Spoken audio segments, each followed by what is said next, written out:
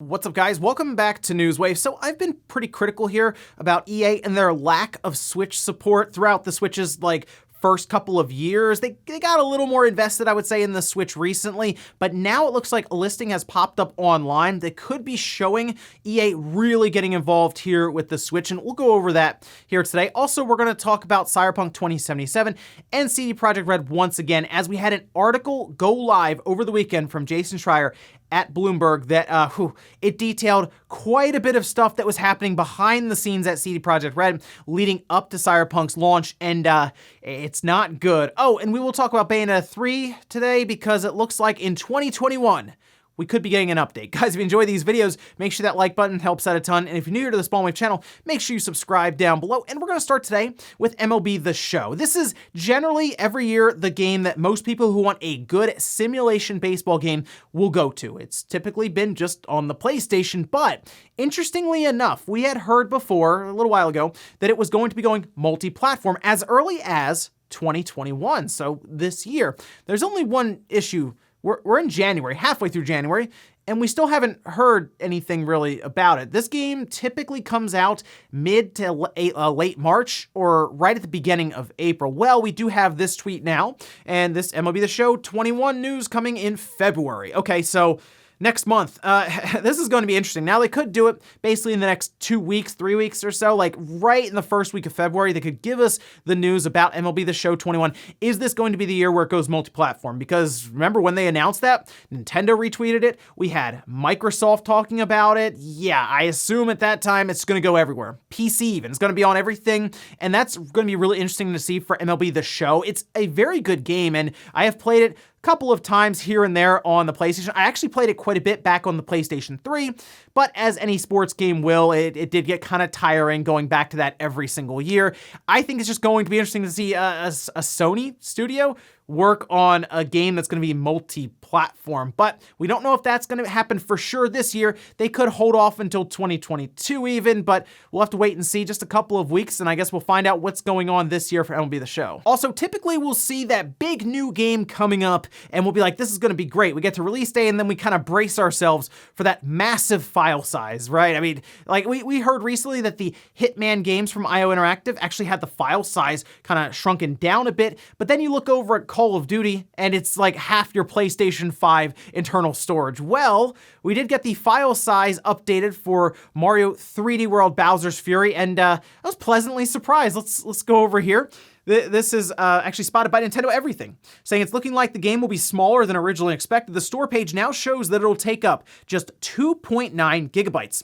That puts it closer to the Wii U original, which was around 1.7 gigabytes. This out February 12th, so not too much longer here. Excited for this game, and Nintendo's done a pretty good job with a lot of their first-party games and getting that file size down. But to see Bowser's Fury, Mario 3D World, and that having that whole new section of the game and a lot of updates done to the base game, but then coming in at 2.9 gigabytes, it's nice, right? To not have to download a 60 gigabyte game, which for some people just takes hours. You're like, oh, I'm gonna start playing this apparently tomorrow, because I'm gonna have to let it download overnight. But this being, I mean, let's face it, half the size of a lot of day one patches, it's just a good feeling to get to release day and be like, oh yeah, it's gonna take a couple minutes to download, not bad. Oh, and I have looked into some of the PlayStation 5 customization that's out there now. A lot of it is people taking the side panels off and then painting them themselves. We've talked about those PlayStation 5 shells that are gonna be arriving from dbrand at some point. Excited to look into that. But what about for your DualSense controller? Well, it looks like a company has started to release what I kind of thought would happen, that being like the black section of the DualSense, the little piece of plastic that you can take off. You can replace that with several different colors, and you can see some of the images here. This appears to be a company by the name of Decor Evolve, and these are only about $10. They're even up on Amazon, and I went ahead and ordered some of these. You may see a video as early as today from me checking these out. As I went ahead and ordered, I think I ordered red and blue, and I just wanted to see how they would look in person, and naturally the overall process of getting that plastic off, putting new plastic on. I've already taken it off when I went to take the controller apart, but just do a video focused on that and see if it still retains kind of the correct feel and really general stock look with a different color there. But it's a cool way, I guess, to customize, give some personality to your DualSense, make it a bit unique. And I mean, $10 and it's on Amazon, which means Prime shipping isn't bad, but we'll see how they do in a video, hopefully coming up either later today or earlier this week. And guys, with some of the quick news out of the way, let's get into the bigger stuff. Let's start right away with EA. Now, we know they are starting to get some support going here. I'm still a little confused why The Sims hasn't been announced yet for the Switch. That just seems obvious. I mean, look what Animal Crossing is doing. You feel like at least some of that audience would then gravitate towards something like The Sims that is at least a similar type of game to Animal Crossing. But nonetheless, they are bringing over Apex Legends. At some point, it was delayed out of last year. But what about their in-house engine like Frostbite? That's been coming up quite a bit. It's like, are they actually going to move that over? Because if they move Frostbite over, then, I mean, all kinds of things open up for what they can do with the Switch. Well, it looks like this listing you can see here from Gamefly, which Gamefly, believe it or not, has been pretty good. When they put something up by accident, we'll say, it typically happens. But I can tell you, this game is one that I've even heard is coming to the Switch. So there we go. But we can see Plants vs. Zombies Battle for Neighborville Complete Edition. I assume Complete Edition is just going to have all the downloadable content thrown into it, which the game's like 2 years old, I think now, about that. So it would make sense that they at least put all the DLC in to make it feel like a worthwhile purchase later on the Switch. But they have it marked for March 19th. March 19th is a Friday. They don't have any box art or anything. So like all of that lines up. Like I said before, this is a game that I've heard of. I think it was also mentioned by Jeff Grubb at one point. This isn't as big of a secret. The thing that's really interesting about this though, this is built on Frostbite, like Frostbite 3, I believe, like the latest Frostbite engine there. So that could mean that other Frostbite games could come over. But the biggest thing here is that EA felt the need to do Frostbite and move it to the Switch, maybe for some future games they have in mind. So while Plants vs. Zombies might not be your thing, it might not be that big of a deal to hear about that game, it just goes a little further with their engine that they have then moved over to the Switch. So when you see this announced, don't necessarily think about, oh, Plants vs. Zombies, I guess. Think about, oh, Frostbite. That means that EA is taking the system a bit more seriously. What else could they move over? Because like they built things like, I know, Anthem, right, on Frostbite. They also built things like Dragon Age and other things on that engine. Again, it's their in-house engine that they just hadn't moved to the Switch, but when this game does get announced, then we'll see that Frostbite is there, and we'll also see how it runs, by the way. That's the other interesting thing on top of that. But I also think the biggest thing that this could show when it does get announced is that EA was also feeling the pressure that, you know what, the Switch continues to be a success. We should probably start getting on board the Switch train now, as it's, like I said, approaching 80 million units. We believe we'll find out from Nintendo in roughly 2 weeks at the end of January with some exact numbers going through the holiday. It's just getting harder and harder to show up to those investors meetings for EA, and they try to explain why they are ignoring the Switch that is like the clear-cut like front runner right now with all these systems. Even if you look at software, they continue to sell tons of software as well. So interesting stuff there. I'm trying to figure out where this is going to get announced.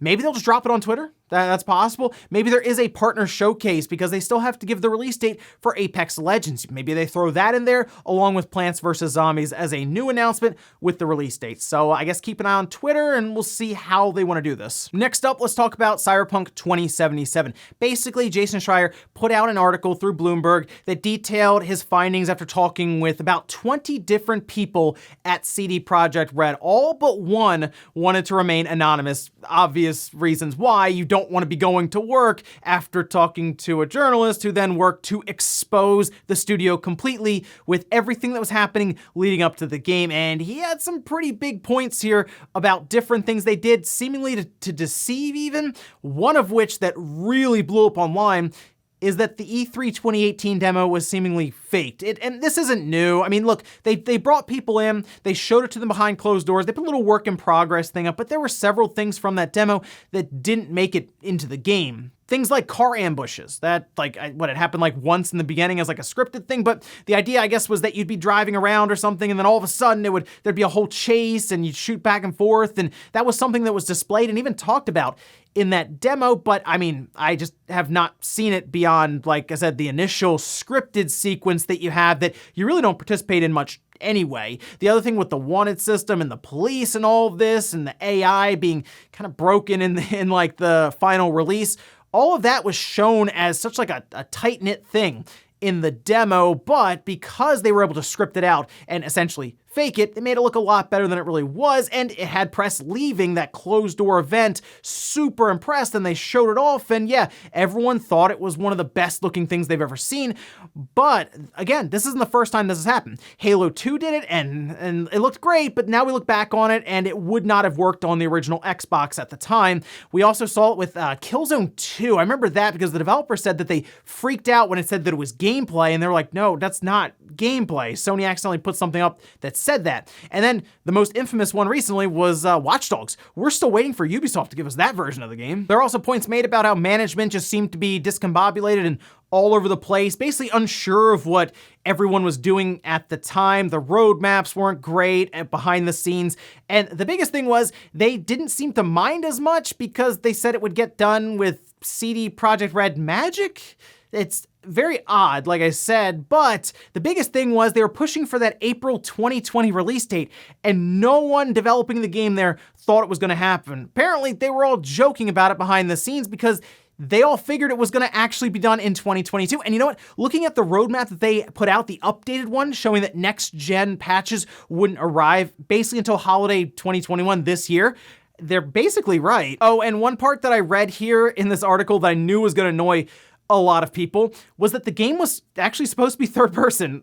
Up until 2016, like the early concept stages, they were planning this to be a fully third person game, and then they made the shift over to first person when heavy development started in 2016. I remember when the news came out that this was going to be a strictly first person mode game, and people were not happy with that. Like, they wanted it to be a third person game like The Witcher, and it is strange that they made that shift over. The only thing I think of is they want it to be completely different from The Witcher 3. They didn't want it to be comparable at all, so they decided to go a completely different route, make it first person, and they didn't get to leverage any of the experience really that they had from making a third person, big open world style game like The Witcher 3. But then after this article went up, we did have the head of CD Projekt Red, Adam, respond over on Twitter, and they really need to run their stuff through PR first before they put these statements out, because it's not great whenever they do it. But he seemed to hit on 3 different points, one of which I didn't even care as much about because it was about like what language they were speaking, and Jason even said that he probably shouldn't have focused much on that because it wasn't as big of a deal compared to the other stuff that he was talking about. But like, you can just see his response here on Twitter, and seemed like the big points he seemed to really focus on was about that demo, which they say, oh, it was a vertical slice. It does say work in progress with the watermark, all these things. And strangely, he says that there are car ambushes in the game, but I like even verbatim to what they showed in the demo, but like, I can't think of many unless I'm missing it. I mean, I put about 40 hours in the game and I do not remember car ambushes like what we saw in that demo beyond like the scripted sequence in the beginning of the game you play. But then he also goes on to talk about how they mostly got 9s out of 10s and 10 out of 10s on PC. And then he talks about most of the staff knew and openly said it wouldn't be ready for release in 2020. And he responded to Jason saying, you've talked to 20 people out of the 500. Like, how many people does Jason need to talk to? Because like, even 20 seems like a lot for a journalist who's out there just trying to figure out what happened with this game. And think about going to 20 different developers promising that they'll be anonymous minus one that didn't seem to really care. Yeah, that's a lot of legwork to say that, oh, you didn't talk to all 500. Well, yeah, obviously. Anyway, it was a good read. I would go check out the article over on Bloomberg and let me know what you think about some of this stuff, especially like the shift from third person to first person. And how do you feel about that demo that appears to not have been completely representative of what we got? I mean, we've kind of gotten used to it with some of the other gameplay, we'll say gameplay demos that we've had in the past, but this one in particular, I think hurt a lot of people because it was CD Projekt Red. Next up, let's talk about a very odd thing that happened here with Sony. I have no idea who's doing their end card slides or any of this, because we've had issues before with Sony putting out info in like the fine print that happens after a trailer plays.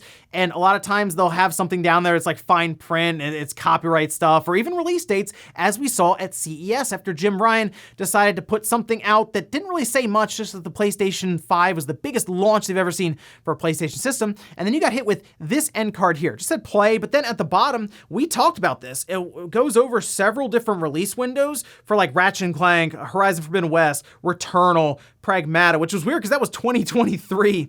Kenna's in there, Ghostwire Tokyo. They also put Hitman 3, and I realized this after people were talking about it. They spelled January wrong. It's like January 2021.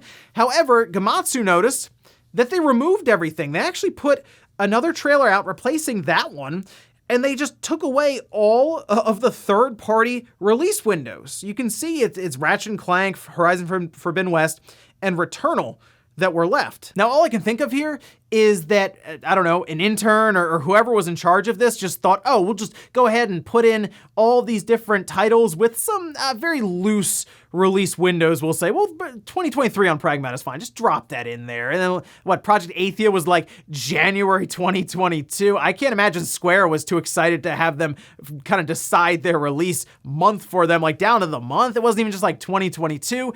And I guess at that time they got called from so many these third parties and they decided to take it down. I'm just not really sure why it was there in the first place. It reminds me very much of like when they put the Demon Souls was coming to PC. I don't know where that one came from. So yeah, not sure what's going on with Sony, but their PR stuff's been kind of all over the place to start this generation, especially with like the cross-gen stuff. Although that one felt a bit more purposeful. In this one, they didn't even spell January right. And in our last bit of news, let's talk about Platinum Games and Bayonetta 3. This is a game that was announced years and years ago at the Game Awards, and it's still not out. It's still not even shown yet. I mean, think about that. The only piece we have around Bayonetta 3 is like the trailer they showed at the Game Awards. Like, that's it. They haven't shown any screenshots, gameplay, a new updated trailer for the story, just nothing. It's very odd. It has a lot of people concerned, which, I mean, it's pretty obvious that they recognize that people are concerned because they keep reassuring everyone that it's all fine with Bayonetta 3. But we did have Kamiya once again talk about it and even mention some unannounced projects, which is an interesting side note here. And we can go over here. This was from Nintendo Everything with the translation. And this was actually a transcript from what was a phone conversation with Hamster boss Satoshi Hamada, and saying, I believe that you're very busy with new projects. Kamiya says, well, I suppose we've been working on new stuff like Bayonetta 3. Not that I can say too much, but I hope we can give an update during the year. Says, I see, and give new updates and give updates on a few more unannounced projects too. I'm not sure if I'm allowed to say that, but I said it anyway. So exciting stuff there when we hear about unannounced projects because it's Platinum. And you're like, oh, cool. Are they going to do a new Okami game? Are they going to do a new Beautiful Joe game? What do they have lined up? Is it just a new IP? We know they're doing Project GG. That could be cool. Babylon's Fall. But unannounced stuff, always exciting with them because you never know what we'll get. But Bayonetta 3, they hope they can give us an update. But I thought we were going to talk about release dates here soon.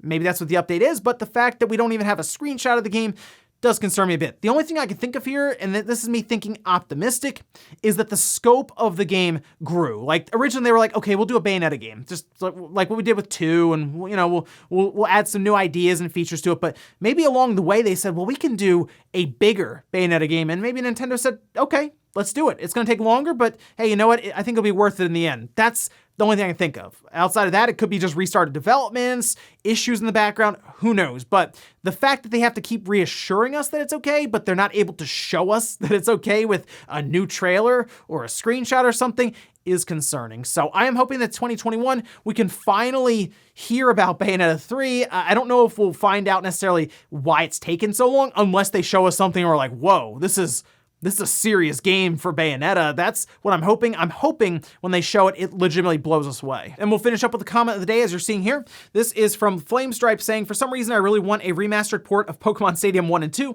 something to replay from my childhood from my big brother. And so back in the day on the Nintendo 64, the reason Pokemon Stadium existed then and doesn't make sense now is because that was the only way we really saw our Pokemon from our Game Boy actually shown up on the big screen. And it was in 3D. It was really cool. Like, it was the first time we've really seen that. A big deal at the time, right? We had the little transfer pack. You put your Pokemon Red or Blue in, or if you have Stadium 2 and you're one of the cool kids later on, you could put Gold and Silver in there. But then your Pokemon would actually show up on the big screen and you would battle them.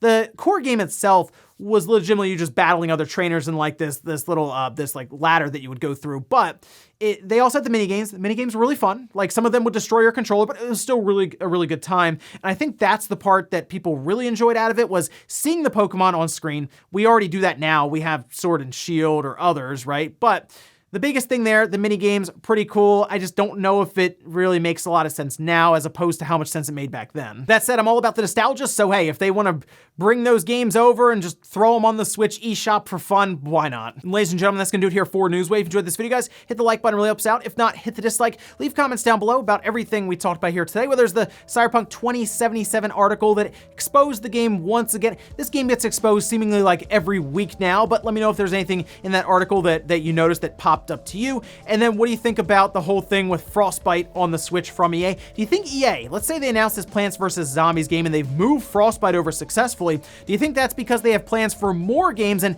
can EA finally get on board with the Switch? Thanks guys for watching, and I'll see you next time.